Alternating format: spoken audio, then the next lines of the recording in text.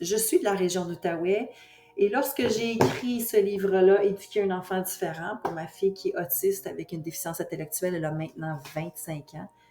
Quand j'ai écrit ce livre-là, il y a 20 ans, je m'imaginais pas que je serais encore en train de militer et de faire comprendre aux gens que c'est inacceptable ce qu'on fait vivre à nos jeunes adultes différents. Bonjour, c'est France Hutchison, cofondatrice de Ma Villa, et je m'adresse à vous, les parents et les familles d'enfants devenus adultes ou près de l'âge adulte qui auront besoin de se trouver une maison. Je pense qu'on a un droit fondamental comme humain, c'est de savoir où et comment on va vivre. Et en ce moment, cette clientèle-là vulnérable, bien qu'elles sont très variées dans leurs besoins, ont besoin d'un milieu de vie adapté à leurs besoins. Et surtout, de donner espoir aux familles qu'il y a un milieu adapté qui s'en vient. Mais je vous fais entendre la capsule suivante pour vous exposer la problématique auquel on fait face partout au Québec. Ce n'est pas que dans la région, mais je pense qu'on a besoin de se rassembler, d'être visibles, chers parents, et de faire connaître haut et fort nos besoins. Écoutez bien la capsule. La liste d'attente pour une place en ressources intermédiaires continue de s'allonger au Québec. On parle d'une augmentation de 11 seulement depuis le début de l'année. Il y a 5 500 personnes vulnérables qui sont en attente d'un milieu de vie adapté à leurs besoins. L'Association des ressources intermédiaires d'hébergement du Québec lance un signal d'alarme. Bon, il faut comprendre que 5 500 personnes, ça semble être un petit nombre. Mais quand je vous dis, et si je vous disais que pour les 50 prochaines années, parce que votre enfant a une vingtaine d'années, on suppose qu'il reste à la maison jusqu'à l'âge de 25 ans, admettons. Donc, autour des 55 prochaines années, vous allez devoir prendre soin de votre adulte qui ne peut pas travailler, qui n'est pas capable de prendre soin de lui, de faire des toasts le matin. Et je vous dis, vous allez le garder avec vous jusqu'à la fin de vos jours. Ou bien vous allez le placer dans une résidence qui a l'air d'un hôpital et qui, à chaque jour, va être bien entretenu, nourri, logé, mais il va se bercer ou il va attendre que les jours passent dans le salon et il va se coucher. Donc, ça va être une routine assez monotone pour un jeune, une jeune d'une vingtaine d'années qui, comme ça, pour les 55 prochaines années, ça va être son style de vie. Je pense qu'on serait pas mal tous inquiets si c'était ça qui attendait l'ensemble de nos jeunes On adultes. parle d'une augmentation importante de la demande. Déjà cette année, on le voit dans les chiffres. Qu'est-ce qui fait que le nombre de places développées ne suit pas la demande? En réalité, ce qui se passe actuellement, c'est qu'on héberge 20 000 personnes. Nos 20 000 places sont pratiquement comblées. Il n'y a pas actuellement de développement de places pour des raisons que je pourrais vous expliquer dans une seconde, mais ce qui se passe, c'est que puisque les gens y habitent très longtemps, il y a très peu de places qui se libèrent. Donc, on peut difficilement accueillir de nouvelles personnes, ou en tout cas, on le fait, mais au compte-gouttes. Donc, pour accueillir les nouvelles personnes qui ont des besoins, on se doit d'ouvrir de nouveaux milieux, de développer de nouveaux milieux.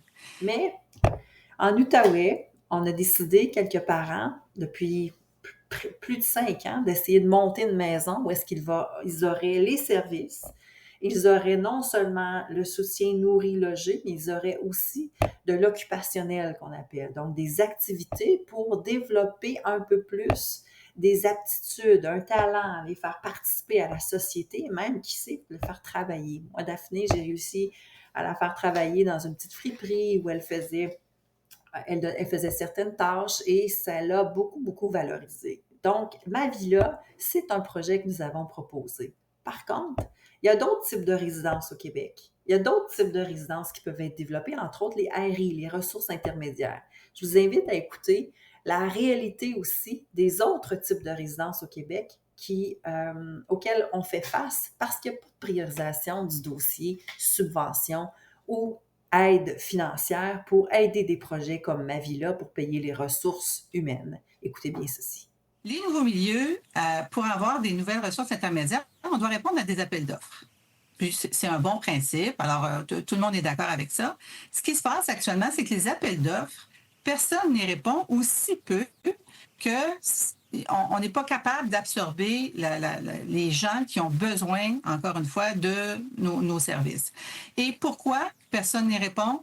3 raisons. La première, c'est que les délais sont très courts, qu'on nous demande de construire ou encore une fois d'ouvrir des ressources. Les demandes sont vraiment très exagérées. Et aussi, financièrement, ce n'est pas viable. C'est assez simple. C'est-à-dire que nous, on est dirigé par une entente. Les montants datent de quand même il y a 5 ans. Le montant qui est attribué pour ouvrir une ressource intermédiaire, c'est mathématique. Les revenus ne correspondent pas aux dépenses. Donc, les gens qui souhaiteraient ouvrir de nouvelles ressources ne peuvent répondre aux appels d'offres parce que financièrement, ce n'est pas viable. Malgré tout ceci et tous les défis reliés aux frais, aux coûts opérationnels, mais aussi aux coûts d'achat maintenant des milieux de vie, donc les maisons qui coûtent de plus en plus cher. Ma Villa Outaouais, on a fait nos devoirs. On a fait un plan d'affaires. On s'est alliés et on a composé et on a regardé les autres modèles de maisons, entre autres la maison Véro et Louis, Espace Vitesse. On a regardé des modèles innovants au Québec en matière de résidence avec services ou ressources, hébergement adapté. On a un beau modèle. On a proposé le modèle et même on devient des partenaires dans le réseau pour que ces maisons-là puissent évoluer et en plus, on sait qu'on est rentable. Par contre, on a besoin de soutien financier pour assurer l'aspect service, soutien à l'autonomie des gens dans la maison. Par exemple, un adulte qui se lave moins bien, va avoir besoin d'un préposé pour l'aider. C'est ce genre de soutien financier-là qu'on a besoin. Et à ce jour, ça fait 5 ans qu'on essaie de développer cette fameuse maison. On ne réinvente pas la roue et on sait qu'il y a un besoin. Et en plus, on est plus rentable et on coûte moins cher à l'État. Notre modèle de résidence coûtera moins cher à l'État par usager. Et à ce jour, on est encore à l'étape de faire comprendre notre projet, notre besoin. Et le risque en ce moment, c'est qu'il y a encore des familles qui sont sur la liste d'attente. Et en Outaouais seulement, on est rendu à plus de 125 personnes autistes avec déficience intellectuelle qui attendent pendant plusieurs mois et même, je dirais, des années. Et ça, c'est juste les parents qui sont à bout de souffle, qui ont mis ces jeunes-là sur leur liste d'attente parce que souvent, on se rend justement à l'épuisement avant, parce qu'on ne sait pas vraiment ce qui attend nos jeunes adultes en termes d'hébergement adapté. Donc, Ma Villa est là pour vous demander votre soutien. Il est temps de se prononcer. Il est temps de faire comprendre nos besoins et d'arrêter d'être invisibles. Parce que des Daphné de 25 ans, il y en aura de plus en plus. Les diagnostics et le nombre augmente. On est à 1 sur 50-55 maintenant qui ont un diagnostic d'autisme. Et ces gens-là ont besoin de soutien. Pas tous à des niveaux différents, mais des Daphné qui ne feront pas leur toast ont besoin d'une maison adaptée et Ma Villa est là pour proposer cette maison. Donc, s'il vous plaît, soutenez Ma Villa, encouragez-nous via nos diverses levées de fonds, faites-vous entendre aussi par rapport aux besoins et soutenez la cause Ma Villa et la maison Ma Villa. On aimerait la voir apparaître en 2026. Elle existe déjà, elle est bâtie. Il s'agit juste de mettre le soutien du réseau, de la santé, pour payer les ressources humaines à l'intérieur.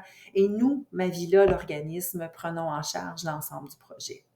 Donc, je vous demande votre appui, faites-vous entendre et proposez-nous aussi d'autres articles ou d'autres sujets de balado pour ensemble aller plus loin et surtout faire valoir les droits fondamentaux de nos adultes différents, de nos enfants différents, le droit de choisir le milieu de vie et la vie qu'ils veulent vivre et qu'on a imaginé pour eux. Je vous remercie beaucoup d'avoir écouté la capsule. S'il vous plaît, partagez. Au nom de Ma Villa, merci.